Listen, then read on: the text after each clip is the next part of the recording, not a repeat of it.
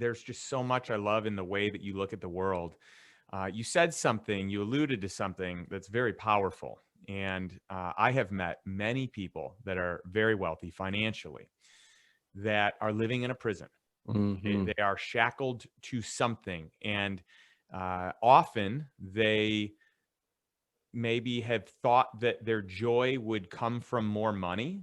My experience has been that with a lot of people that I've met, that couldn't be further from the truth. But I'm curious, how do you measure your success? I mean, we could measure it by your bank account, and Mm-hmm. that could be one category, one component. And obviously, you're doing well there. And you've got just an unbelievable life. I mean, we'll definitely need to get into, places that you've traveled, and just your life is outstanding, Mm. but how do you define success? Yeah, man, that's a loaded and powerful question.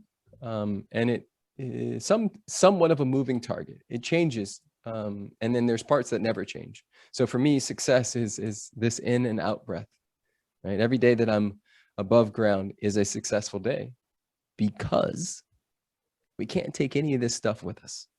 And any day that I wake up, and I tell my clients this all the time. One of the reasons why I'm, and I hate to say this way, but one of the reasons why I'm freer than most people is because I actually know that if I lost everything, the only thing that would happen is I would cry for a few days. I'd punch a few pillows and scream, explicits. And then I'd get back up and I'd start again. So for me, knowing that there is nothing over there, the Ninja Turtle and the Porsche Panamera that I have right now will both end up in the same place: trash or belong to someone else. The Tesla that I had 2 years ago, where the fuck is it? I don't know. Someone else has it. Right? I'm not attached to that thing. It's a fun thing to play with, but it does not define me. Right? So having that understanding makes me successful, because I can shape shift. I can style flex. I can enjoy no thing or everything. And both I can infuse and bring my own weather to that conversation. I'm not waiting for the sun to come out. I am the sun. I'm not waiting for the seasons to change. I bring the seasons. And so having that understanding, bro, is deeply, deeply powerful. And once again, I am not special. I'm unique in this beautiful skin suit. However, I'm not special. These are the same powers. There's only, to me, and we can argue about this all day or debate about it. To me, there's only one power. And to me, God is only always saying yes. There is no button.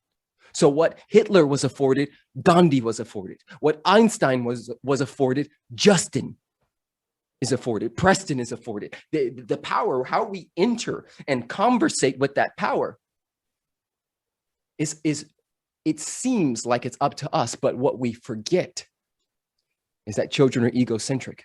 And from the very beginning, we have been biting for mommy and daddy's attention. When we get good grades, mommy and daddy give us love. We get bad grades, we don't listen to mommy and daddy's construct of what good boy and good girl are. Mommy and daddy take their love away.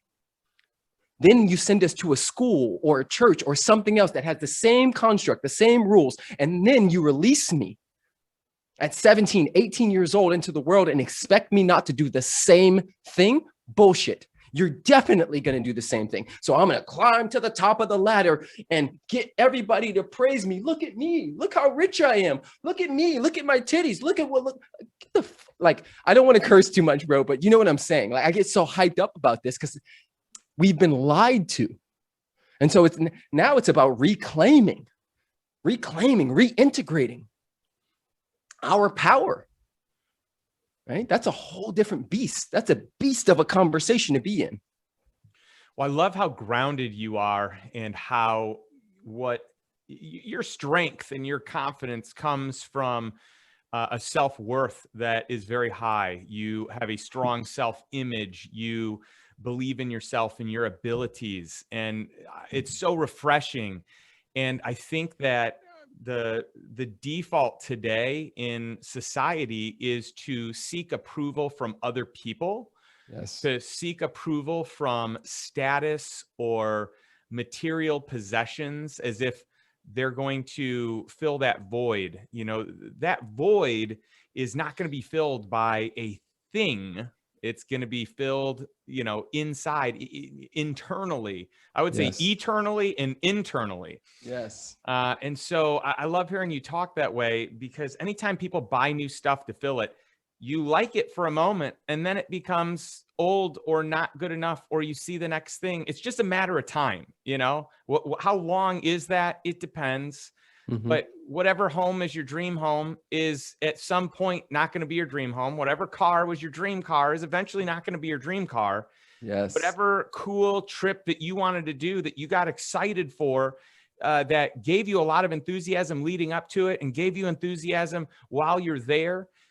When you're done, that is gone. You'll have great memories. And by the way, to me, I'm an experience guy over a Hmm. possession guy all day, because I want my experiences to be relationship driven. I want it to be with the people that matter most. And so that to me is more powerful than any possession that one can own.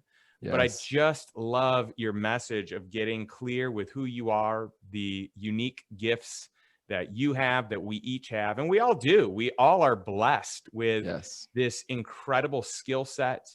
And by the way, most people aren't using that skill set. Most people, for what they do for work, a profession, you know, they're not using it. Most people, they go to a job.